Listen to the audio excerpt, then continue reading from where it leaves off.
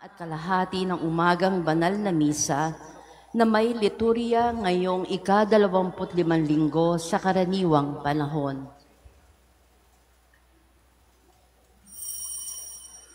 Tumayo po ang lahat at tayo'y makiisa sa Eukaristikong pagdiriwang na pamumunuan ng ating Kura Paroko, Reverendo Padre Douglas T. Badong. Bayan muling magtipon, awit alang Panginoon, sa piging sariwain, pagliligtas niya sa atin. Sayang muling magtipon, awit alang Panginoon, sa piging sariwain, pagliligtas niya sa atin. Sa piging sariwain, pagliligtas niya sa atin.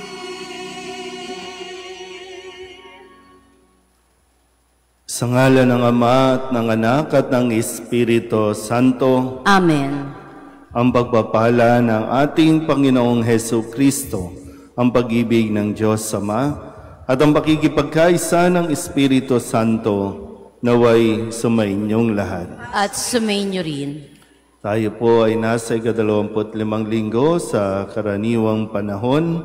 Ating pong isama sa ating intensyon ang kapayapaan, kaligtasan para sa lahat po ng mga makikilahok, para sa panalangin, panawagan na matigil na ang korupsyon. Mga kapatid, aminin natin ang ating mga kasalanan upang tayo maging marapat gumanap sa banal na pagdiriwang. Inaamin ko sa makapangyarihang Diyos at sa inyo mga kapatid, na lubha akong nagkasala sa isip, sa salita at sa gawa, at sa aking pagkukulang. Kaya isinasamo ko sa mahal na Birheng Maria, sa lahat ng mga anghel at mga banal, at sa inyo mga kapatid, na ako'y panalangin sa Panginoong ating Diyos. Kaawaan tayo ng makapangyarihang Diyos, patawarin tayo sa ating mga kasalanan at patnubayan tayo sa buhay na walang hanggan. Amen. Panginoon, kaawaan mo kami. Panginoon, kaawaan mo kami. Kristo, kaawaan mo kami. Kristo, kaawaan mo kami. Panginoon, kaawaan mo kami. Panginoon, kaawaan mo kami.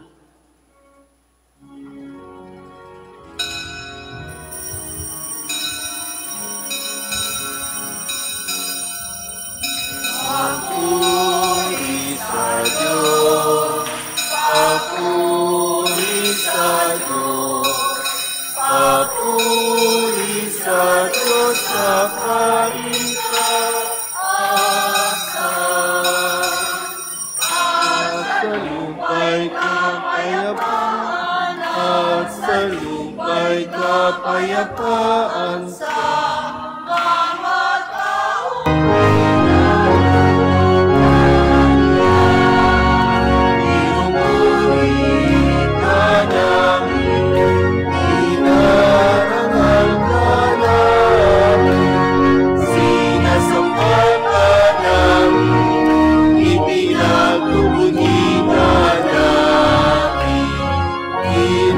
Sasalamatan,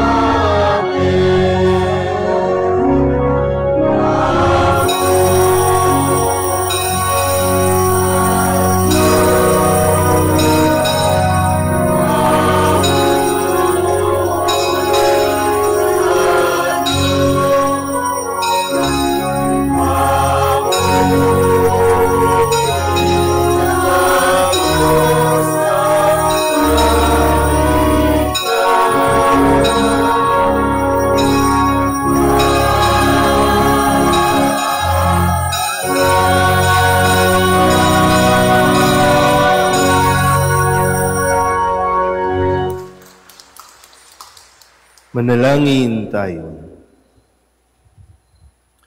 Ama naming makapangyarihan, itinakda mong ang lahat ng mga utos mo ay mauwi sa pag-ibig sa iyo at sa kapwa-tao.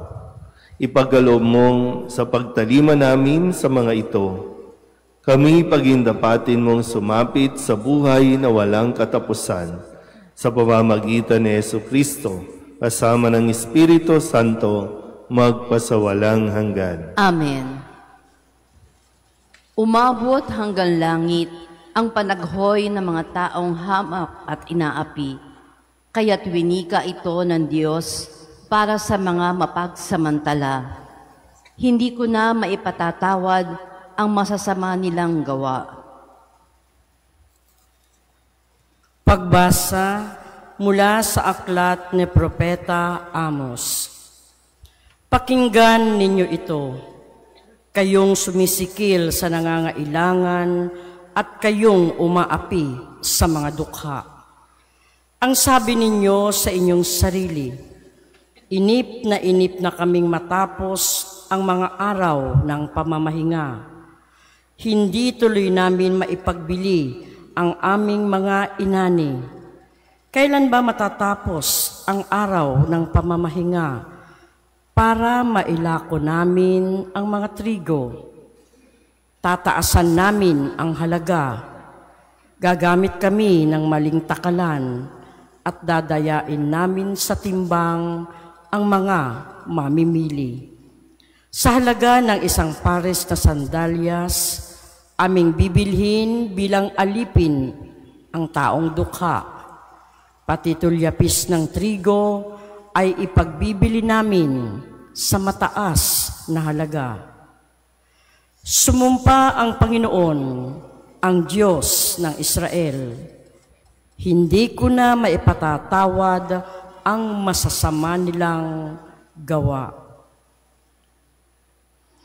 Ang salita ng Diyos. Salamat sa Diyos. Purihin ang poong Diyos na sa dukhay nagtatampok. Purihin ang poong Diyos na sa dukhay nagtatampok. Ang pooy purihin, dapat na magpuri ang mga alipin. Ang ngalang ng poon ay dapat purihin. Ang kanyang pangalan ay papurihan, magmula ngayot, magpakailanman. Purihin ang poong Diyos na sa dukhay nagtatampok. Siya'y naghahari sa lahat ng bansa, lampas pa sa langit ang pagkadakila. Walang makatulad ang Panginoong Diyos na sa kalangitan doon naluluklok. Buhat sa itaas, siya'y tumutunghay, ang lupa at langit kanyang minamasdan. Purihin ang poong Diyos na sa dukhay nagtatampok. Mula sa alabok ang mga mahirap, sa pagkagulami ay itinataas, sa mga prinsipe ay isinasama, nagiging prinsipe ang mga lingkod niya. Purihin ang poong Diyos na sa dukhay nagtatampok. Pinapayuhan ni San Pablo ang mga sumasampalataya na ialay ang kanilang mga dalangin kay Jesucristo, ang tagapamagitan ng sangkatauhan at ng Diyos. Pagbasa mula sa unang sulat ni Apostol San Pablo kay Timoteo. Pinakamamahal ko, una sa lahat, ipinakikiusap kong paabutin ninyo sa Diyos ang inyong kahilingan, panalangin, pamanhik at pasasalamat para sa lahat ng tao. Gayon din, ang gawin ninyo para sa mga hari at mga may kapangyarihan upang makapamuhay tayo ng tahimik at payapa, marangal at may kabanalan. Ito ang mabuti at nakalulugod sa Diyos na ating tagapagligtas, na ang ibig ay maligtas ang lahat ng tao at makaalam ng katotohanan. Sapagkat iisa ang Diyos, at iisa ang tagapamagitan sa Diyos at sa mga tao. Ang taong si Kristo Jesus na naghandog ng kanyang buhay upang tubusin ng lahat. Siya ang katunayan ng banal na layunin ng Diyos at nahayag sa takdang panahon. Dahil dito, ako'y hinirang na mangangaral, pastol at tagapagturo ng pananampalataya at ng katotohanan ito sa mga hentil. Katotohanan ang sinasabi ko, hindi ako nagsisinungaling. Ibig kong ang mga lalaki sa lahat ng dakoy manalangin may malinis na kalooban, walang hinanakit o galit sa kapwa. Ang salita ng Diyos. Salamat sa Diyos.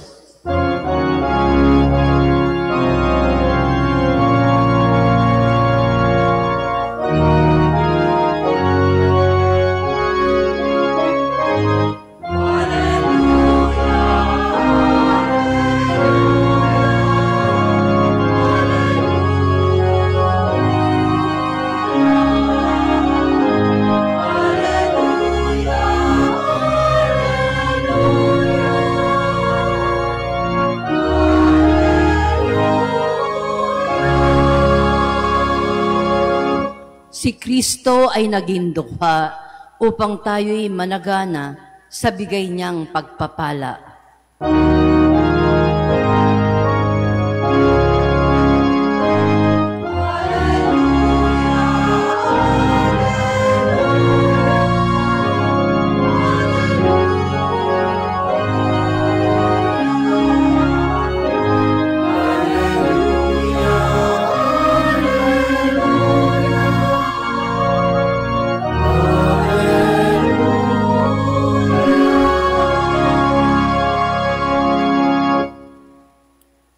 Sumainyo ang Panginoon. At sumainyo rin. Ang mabuting balita ng Panginoon ayon kay San Lucas. Papuri sa iyo, Panginoon.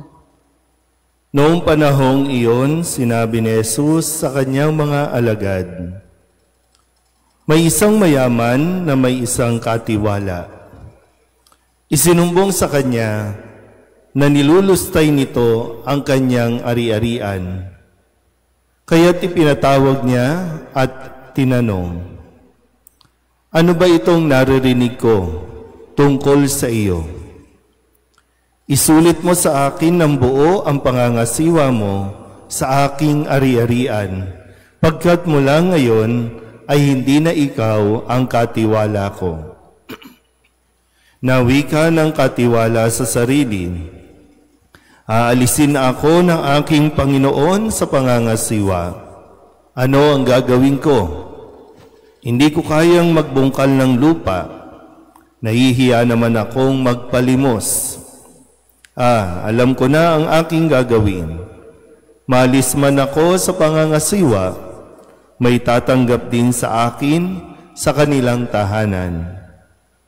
Isa-isa niya ngayong tinawag ang mga may utang sa kanyang Panginoon.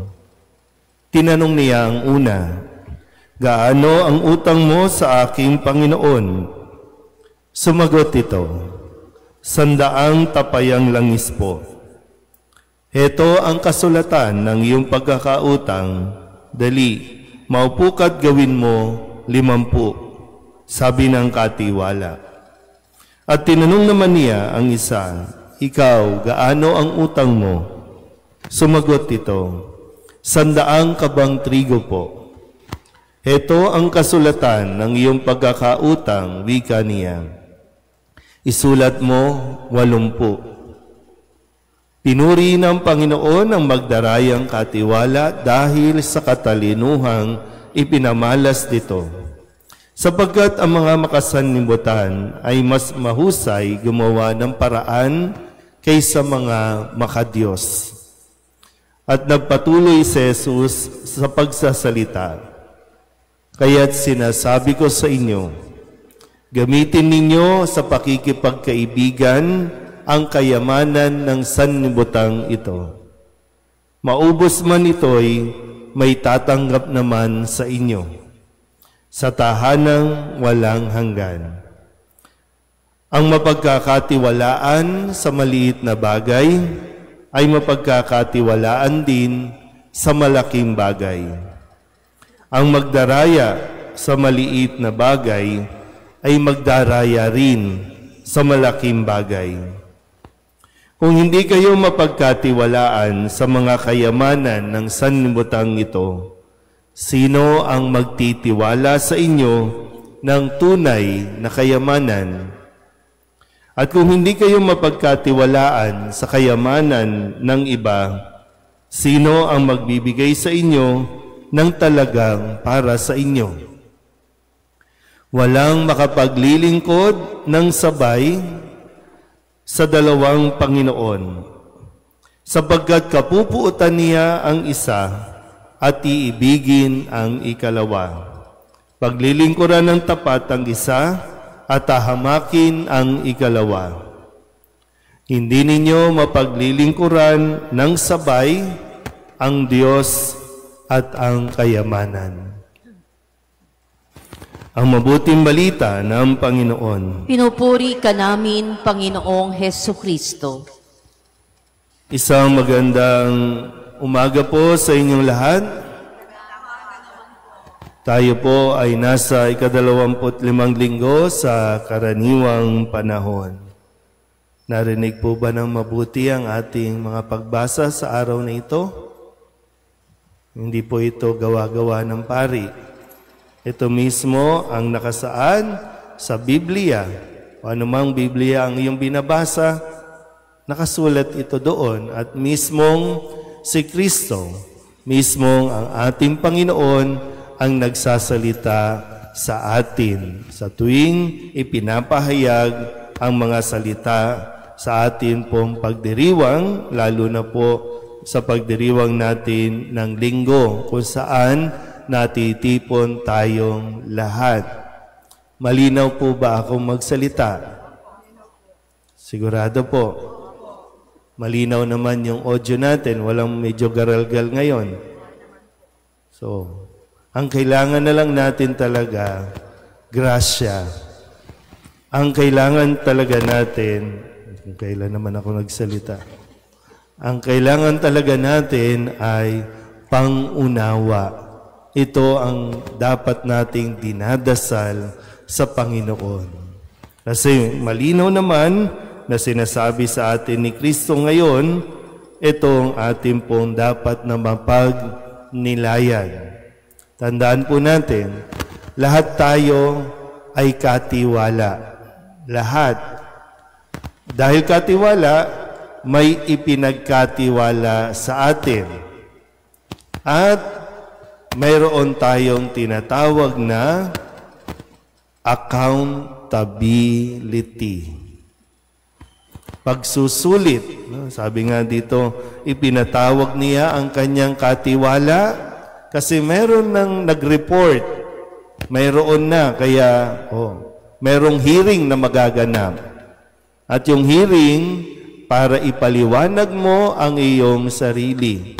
Diba? Ganito ang Panginoon. Hindi tayo basta-basta huhusgahan. Bibigyan din tayo ng pagkakataon. Kasi yung sabi dito, nabalitaan niya na hindi nagiging mabuti ang kanyang katiwala, kaya bibigyan ka ng panahon, isulit mo ang mga bagay na ipinagkatiwala sa iyo. At ito na yung nangyari. So, lahat tayo ay accountable. Sabihin nyo nga po, accountability. So, meron tayong pananagutan, meron tayong responsibilidad. Kung ikaw ay pinagkatiwalaan ng malaking bagay, malaki din ang inaasahan sa iyo. Kung pinagkatiwala sa iyo ang maliit na bagay, maliit lang din naman ang aasahan sa iyo. Pero ano nga ba tayo? Bilang pari, accountable ako sa pagiging pari ko.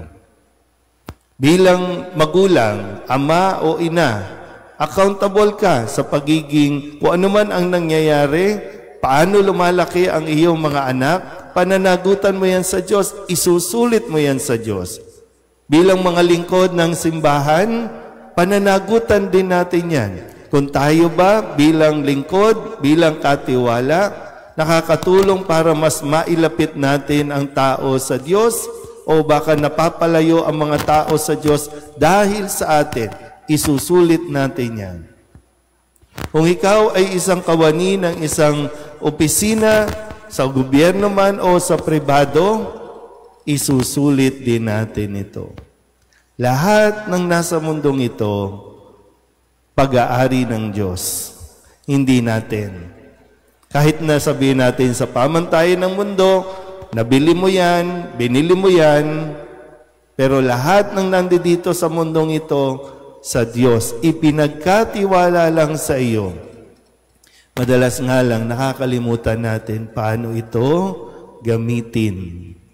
Kaya nga sabi ni Kristo, diba? Gamitin ninyo sa pakikipagkaibigan ang kayamanan ng mundong ito.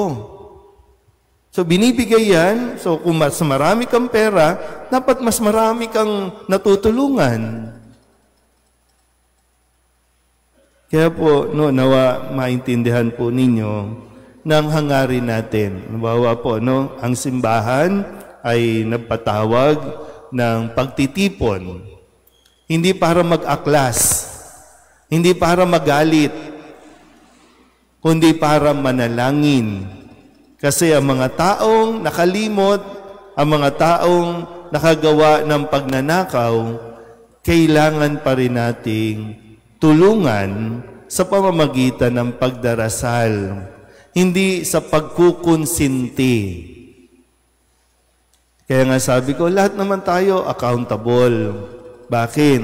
Alam mo nang nagnanakaw, alam mo nang magnanakaw sa iyo, alam mong nanakawan ka na, pero kininsinti mo, pinili mo pa rin, binoto mo pa rin. So lahat tayo accountable. Kaya, di ba, maganda po, sabi sa ikalawang pagbasa, sa sulat ni San Pablo kay Timoteo, manalangin tayo. Sa Panginoon, ipanalangin natin. Hindi natin hinahangad na sila ay mapahamak o mamatay o patayin, kundi sila ay maligtas. At ang tangi natin magagawa, ipagdasal ang bawat isa. Yang sa unang pagbasa sa pahayag ni San Pablo, ni Propeta Amos, di ba sabi dito, ano bang ginagawa nila? Kasi ito yung mga bagay o mga kasalanan na hindi mapapatawad ng Diyos. Kung hindi natin ito babaguhin, kung hindi natin ito itatama, ngayon pa lang. Yan, di ba sabi nila, sabi ng mga taong gumagawa ng masama, inip na kami sa araw ng pamamahinga. Gusto na namin matapos yan. Gusto na namin matapos yung linggo na yan. Para nang sa ganon, makapandaya na kami. Dadayain namin yung timbang ng mga mamimili para mailakuna ang mga trigo, tataasan namin ang halaga, gagamit kami ng mga maling timbangan. Kulang na lang ilagay dito, gagawa kami ng mga ghost project. Pero ito din yun, di ba? Binigyan ka ng project, sinab-standard mo, binigyan ka ng project, kinurakot mo yung pera. Nandito naman. Pero sadya kasing ayaw nating makinig sa salita ng Diyos. Nabubulag tayo sa kayamanan. At alam niyo yun, di ba? Sa tindi o sa dami ng iyong pera, di ba? Nakukuha mo pa rin magnakaw. Sa dami ng iyong pera, hindi pa rin matapos-tapos yung paghahangad. Hindi mo na nga alam kung saan mo ilalagay. Tapos, lulukuhin pa natin yung mga taong dapat na tinutulungan natin. Hindi tayo pwede magturo. Gaya ng sinabi ko, lahat tayo accountable. Kahit na ikaw na hindi bumoto, hindi pumili, accountable ka pa rin.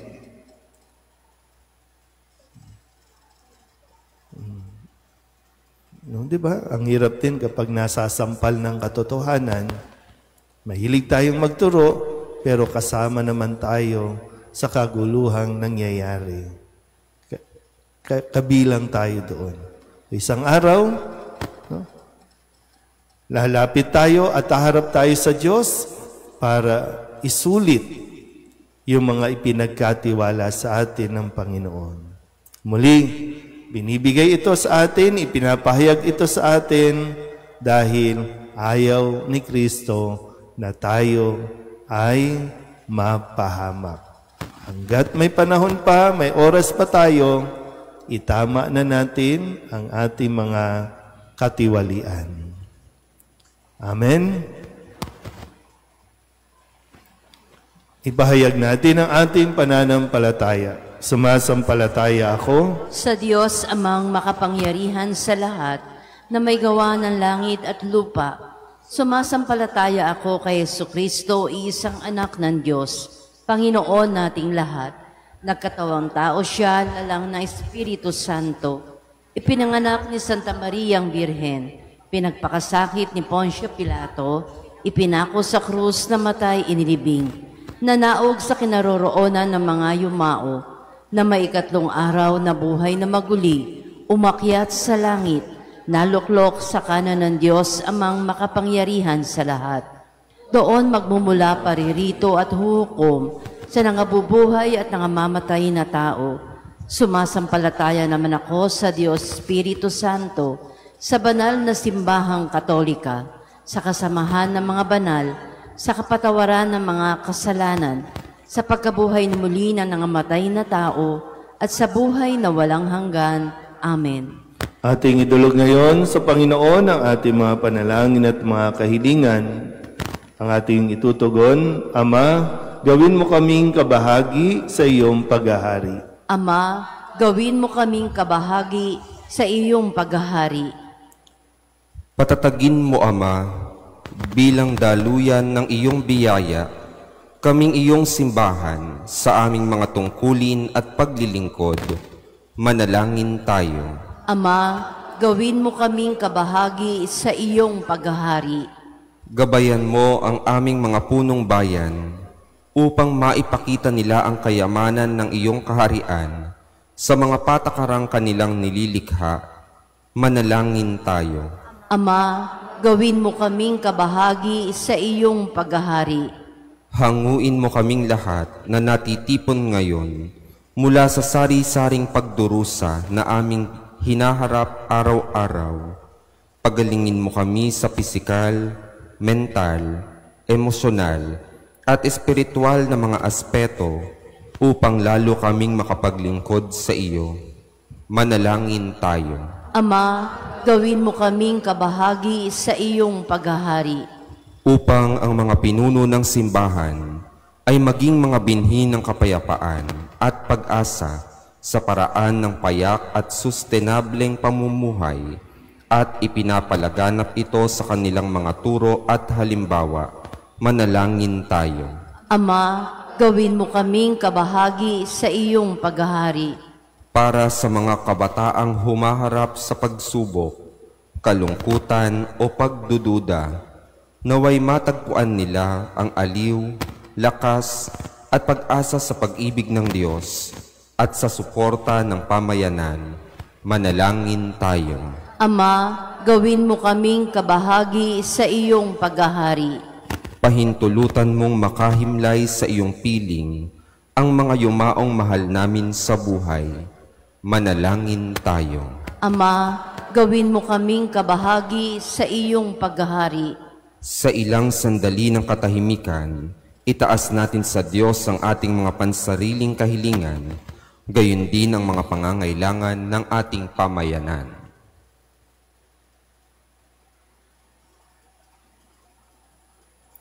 Manalangin tayo. Ama, gawin mo kaming kabahagi sa iyong paghahari. Ang lahat ng ito inihiling namin sa ngalan ni Kristo ang aming Panginoon. Amen.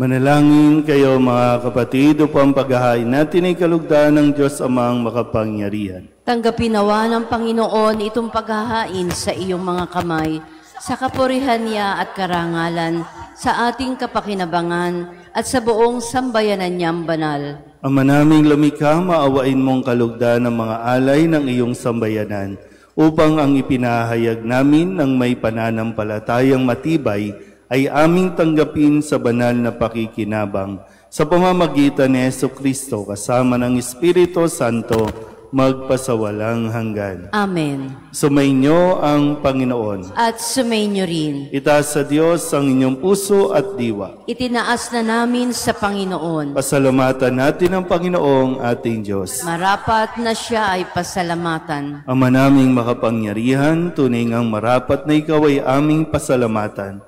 Kahit na ikaw ay pinagtaksila ng sangkatauhan, ikaw ay patuloy pa rin sa iyong pagmamahal. Ikaw na ang nagpuno sa aming pagkukulang, ikaw pa rin ang nagsugo ng tutubos sa tanan. Ang sugo mong anak ay naging di na iba sa amin, bagamat di niya tinularan ang aming pagkamasuwayin. Niloob mo ito upang iyong mamalas sa aming pagkatao ang giliw mong anak, at kami tunghayan mong may pag-ibig na tulad ng pagtatangi mo sa Kanya ng higit sa lahat. Ang katapatan niya sa iyong walang maliw ay nagpanumbalik na muli sa amin ng iyong kasiyahat, ng iyong pagtingin na aming ibinaksi noong ikaw ay aming suwayin. Kaya kaysa ng mga anghel na nagsisiawit ng papuri sa iyo nang walang humpay sa kalangitan, kami nagbubunyi sa iyong kadakilaan.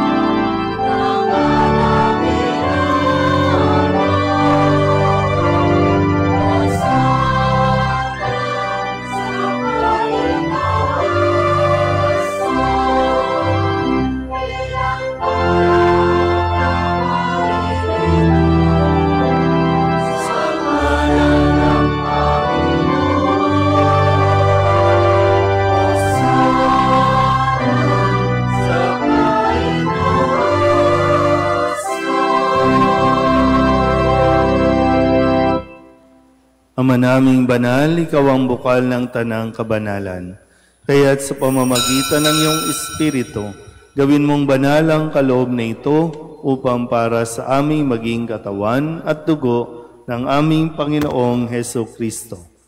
Bago niya pinagtiis ang kusang loob na maging handog, hinawakan niya ang tinapay, inasalamatan kaniya, pinaghati-hati niya iyon, iniabot sa kanyang mga alagad at sinabi, Tanggapin ninyong lahat ito at kanin, ito ang aking katawan na ihahandog para sa inyo.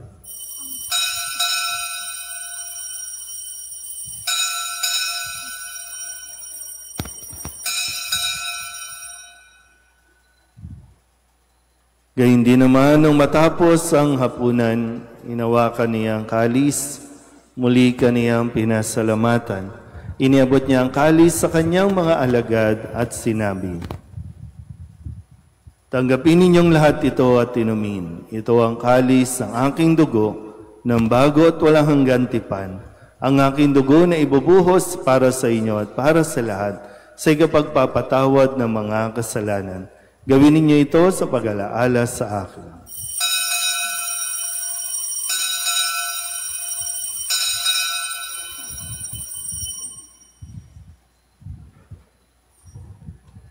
Ipagbunyi natin ang misteryo ng pananampalataya.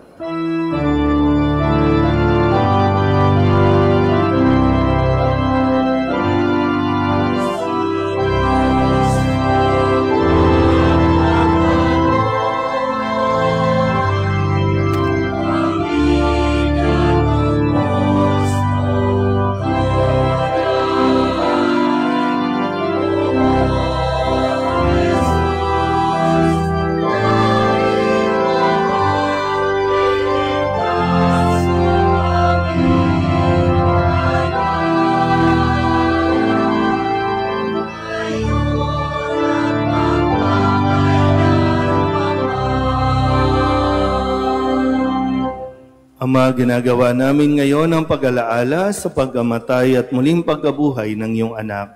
Kaya tiniaalay namin sa iyo ang tinapay na nagbibigay buhay at ang kalis na nagkakaloob ng kaligtasan. Kami napapasalamat dahil kami iyong minarapat na tumayo sa harap mo para maglingkod sa iyo.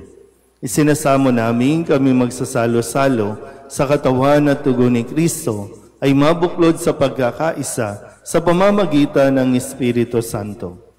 Ama, lingapin mo ang iyong simbahang laganap sa buong daigdig. Puspusin mo kami sa pag-ibig, kaysa ni Leon na aming Papa at ni Jose na aming Obispo at ng Tanang Kaparian. Alalahanin mo rin ang mga kapatid naming nahimlay na may pag-asang sila'y muling mabubuhay, gayon din ang lahat ng mga pumanaw. Kawaan mo sila at patuloyin sa iyong kaliwanagan. Kawaan mo at pagindapating kaming lahat na makasalo sa iyong buhay na walang wakas. Kaysa ng mahal na Birheng Maria na ina ng Diyos, ng kabiyak ng puso niyang sa San Jose, kaysa ng mga apostol at ng lahat ng mga banal na namuhay dito sa daigdig ng kalugod-lugod sa iyo, may pagdiwang nawa namin ang papupuri sa ikararangal mo sa pamamagitan ng iyong anak na aming Panginoong Heso Kristo. Sa pamamagitan ni Kristo, kasama niya at sa Kanya, ang lahat ng parangal at papuri ay sa iyo, Diyos amang makapangyarihan, kasama ng Espiritu Santo, magpasawalang hanggan.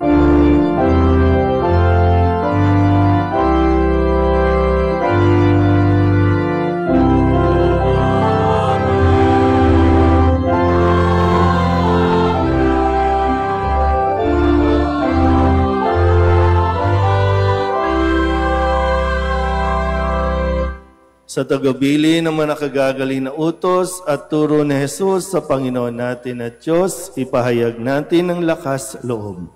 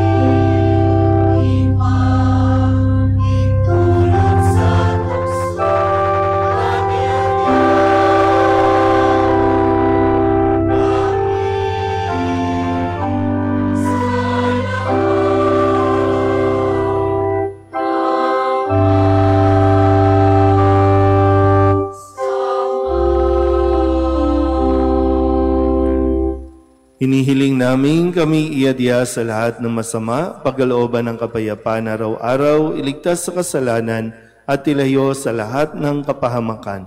Samantalang aming pinananabikan ang dakilang araw ng pagpapahayag ng tagapagligtas naming sa Jesucristo. Sapagkat iyo ang kaharian at ang kapangyarihan at ang kapurihan magpakailanman. Amen. Panginoong Jesucristo, sinabi mo sa iyong mga apostol, kapayapaan ang iniiwan ko sa inyo, ang aking kapayapaan ang binibigay ko sa inyo.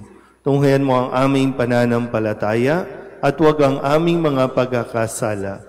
Pagalooban mo kami ng kapayapaan at pagkakaisa ayon sa iyong kalooban, kasama ng Espiritu Santo, magpasawalang hanggan. Amen. Ang kapayapaan ng Panginoon ay laging sumainyo. At sumainyo rin. Mabigayan po tayo ng kapayapaan sa isa't isa.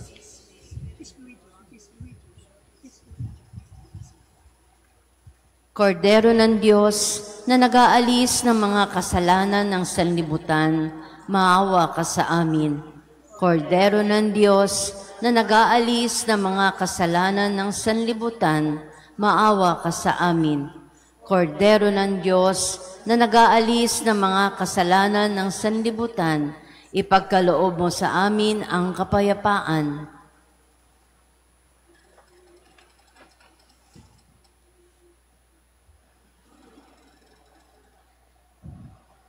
Ito ang kordero ng Diyos. Ito ang nag-aalis ng kasalanan ng sanlibutan. Mapalad ang mga inaanyayahan sa kanyang piging. Panginoon, hindi ako karapat-dapat na magpatuloy sa iyo, ngunit sa isang salita mo lamang ay gagaling na ako.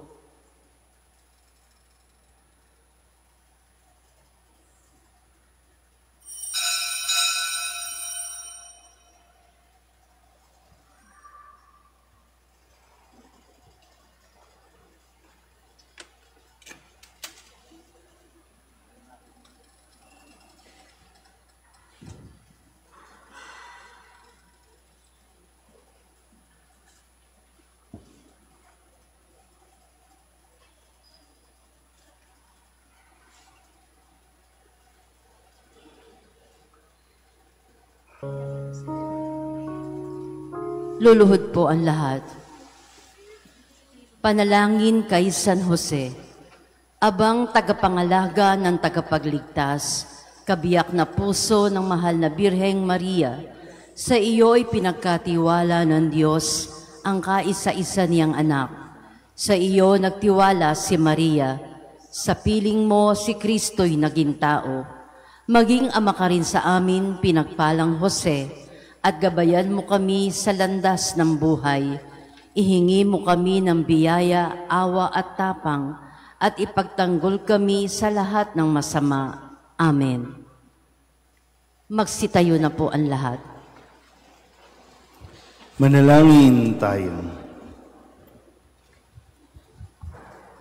Ama naming mapagmahal, kaming pinapagsalo mo sa banal na pakikinabang, ay patuloy mong kaawaan at tulungan upang ang aming tinanggap ay sanawang umiral sa pamumuhay namin sa araw-araw, bunga ng iyong pagtubos na aming ipinagdiriwang sa pamamagitan ni Jesucristo, kasama ng Espiritu Santo, magpasawalang hanggan. Amen. Muli po sa mga makikilahok, sa mga inoorganisa na pagtitipon upang hiwatig at iparating ang ating pagkadismaya sa nakawang nangyayari sa ating pong lipunan. Sikapin po natin na maging mapayapa at mahinahon sa ating pong pagtitipon sa EDSA Shrine. Hindi po ito naghahangad na patalsikin ang administrasyon o kung sino mang mga politiko. Ang panawagan natin ay magdasal para sa pagkakaroon natin din ng konsensya sa ating pong mga ginagawa bilang mga katiwala sa mundong ito. Sumainyo ang Panginoon. At sumainyo rin. At pagpalain kayo ng makapangyarihang Diyos, Ama at Anak at Espiritu Santo. Amen. Tapos na ang banal na misa, umayo tayo sa kapayapaan ni Kristo. Salamat sa Diyos. Magandang umaga po.